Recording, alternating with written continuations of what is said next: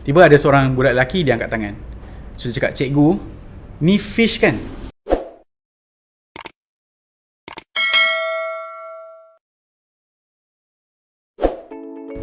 Aku meluat gila kalau parents dia cakap kat anak dia, contoh jangan main dengan cat, pergi main dengan friends, nanti sit elok-elok, contoh. Aku meluat gila. Okay, aku ada satu pengalaman yang mana aku berpeluang menjadi cikgu. Dia panggil floating teacher. Aku guna bahasa Inggeris juga.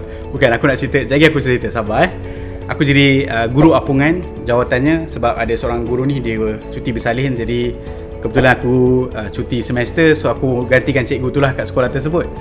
Apa yang berlaku along the way aku bertugas tu, tiba-tiba aku ditugaskan untuk menjaga peperiksaan kemasukan darjah 1. So aku berpengalaman lah tengok macam mana budak-budak ni dinilai untuk sebelum masuk satu sekolah ni lah.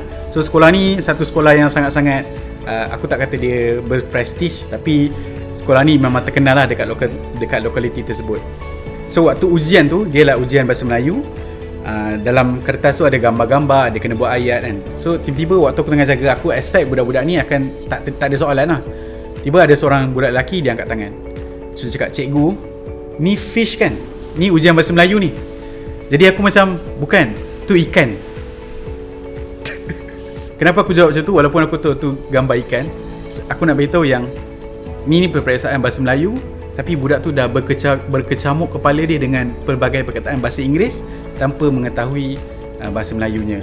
Okay, ada lagi seorang budak, dia memang angkat tangan, dia cakap macam ni, "Aku tak faham bahasa Melayu sebab dekat rumah aku cakap bahasa Inggeris. Jadi aku memang tak faham sentence ni apalah." I like this. This school has so much thing I like. There's a playground and an awesome snack place. Yang tu aku tak rasa jijik sangat lah. Okay, kenapa aku guna perkataan tu? Sebab budak ni tadi, dia dibesarkan bila habis exam. Aku tanyalah dia dekat rumah, mak cakap macam mana. So dia katalah, dia waktu dia main dengan kawan dia pun dia cakap, dia campur-campur dalam satu ayat tu ada perkataan-perkataan yang bahasa Inggeris tu lah. Jadi pada aku, usaha untuk membesarkan anak dan memberi mereka ni ruang untuk belajar pelbagai bahasa, dia sangat-sangat terbuka dan boleh. Tapi apa yang aku nak cerita dekat sini adalah, sekiranya anda ibu bapa di luar sana kalau nak mendedahkan apa-apa bahasa kepada anak-anak, pastikan dia adalah dot to dot. Dot to dot ni maksudnya satu ayat yang penuh. Hi Gal, how's school? What about your friends? Do you know their names?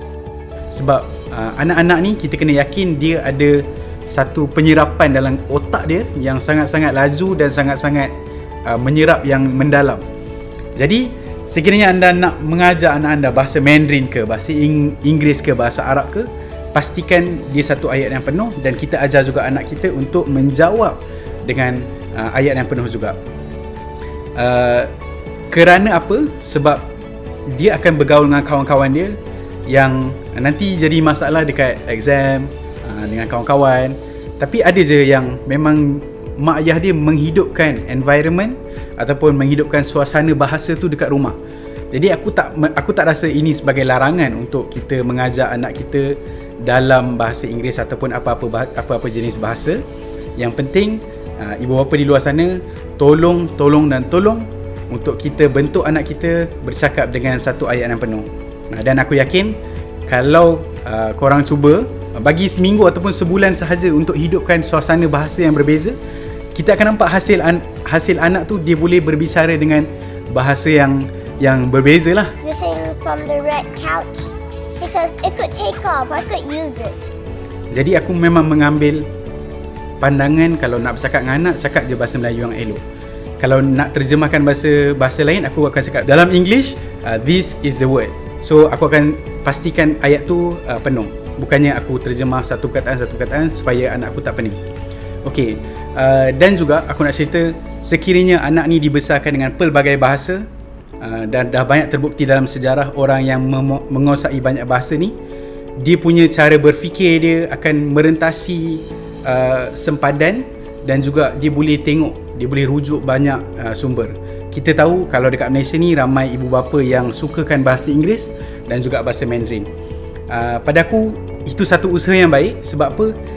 bahasa ini adalah kunci jendela dunia. Dia akan membuka ruang seorang anak itu untuk menakluki dunia dengan bahasa yang walaupun kita rasa ini adalah basic conversation ataupun perbualan yang simple, tapi dia akan membantu anak tu untuk menerobos pelbagai ruang.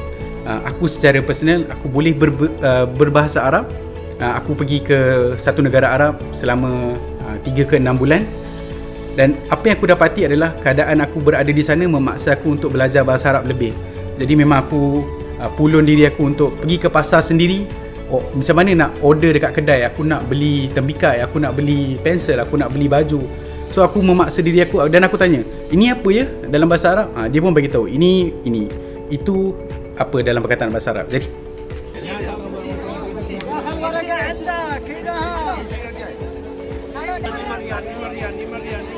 Jadi sampai sekarang efek dia, walaupun aku pergi sana hidup untuk beberapa bulan sahaja, sampai sekarang bila aku jumpa mana-mana orang Arab yang boleh berbahasa Arab dengan baik, aku akan mampu untuk buat basic conversation lah. Dan kalau English pun sama, walaupun aku taklah pakar sampai tahap boleh memberi lecture yang panjang, tapi bila aku jumpa suasana yang memerlukan aku untuk bercakap bahasa Inggeris, aku mampu untuk blend in dan juga aku mampu untuk berada dalam situasi tersebut. So dalam video kali ni, walaupun aku bercampur-campur bahasa, sebab aku nak cakap mungkin orang dewasa kita rasa okey lagi, tapi untuk anak-anak dia akan mengganggu proses mereka belajar. Dan juga kalau nak join exam akan jadi macam tadilah, itu anak yang umur 6 tahun nak masuk ke 7 tahun. Okey, so itu saja untuk hari ni. Aku mengharapkan korang menjaga environment bahasa yang baik dekat rumah supaya anak-anak tersebut dapat environment yang bagus dan bahasa yang bagus.